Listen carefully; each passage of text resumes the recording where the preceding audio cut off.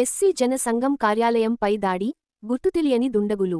అనంతపురం నగరంలోని ఎస్సీ జన సంఘం జిల్లా కార్యాలయంలో గుర్తు తెలియని వ్యక్తులు 12వ తేదీ ఉదయం తెల్లవారుజాము 3:25 నిమిషాలకు అందులో చొరబడి సీసీ కెమెరాలను ధ్వంసం చేసి అందులో బీరువా మరియు డాష్ టేబుల్లో రికార్డుల పేపర్లను బయటకి వేసి చిందరవందరం చేసి, అక్కడ ఉన్న అంబేద్కర్ ఫ్లెక్సీను అక్కడక్కడ కోసి అదేవిధంగా ఎస్సీ జన సంఘం వ్యవస్థాపక అధ్యక్షులు దాసుగాని పల్లి కుల్లాయప్ప ఫ్లెక్సీ ఉన్నచోటల్లా ఆయన బొమ్మ గొంతు దగ్గర కోసి భయభ్రాంతం చెందే విధంగా ప్రవర్తించడం జరిగిందని, అక్కడ ఉన్న సంఘటన మరియు ఎస్సీ జన సంఘం కోసం వచ్చిన వివిధ ప్రజాసంఘాల నాయకులు రిటైర్డ్ జడ్జి కిష్టప్ప అదేవిధంగా ఎస్సీ జన సంఘం కమిటీ సభ్యులు వాపోయారు. దీనిపై పోలీసులు ఇప్పటికే సమగ్ర విచారణ చేపడుతున్నారు.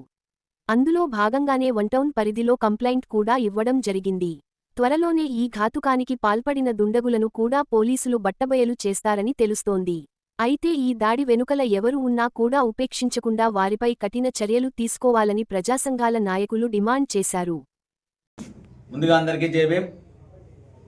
12వ తారీఖున ఎస్సీ జన సంఘం అనంతపూర్ పట్టణంలో గల ఆఫీస్ దాడి జరిగింది. దుండలు తిరిగిలో వచ్చి బీరువాలో వచ్చి దాడి చేయడం జరిగింది. కాబట్టి ఈ దాడి వెనుక ఉన్నటువంటి ఎవరైతే ఉన్నారో వారి వెనుక ఉన్న పెద్దలకి ఇదే హెచ్చరిస్తున్నాం.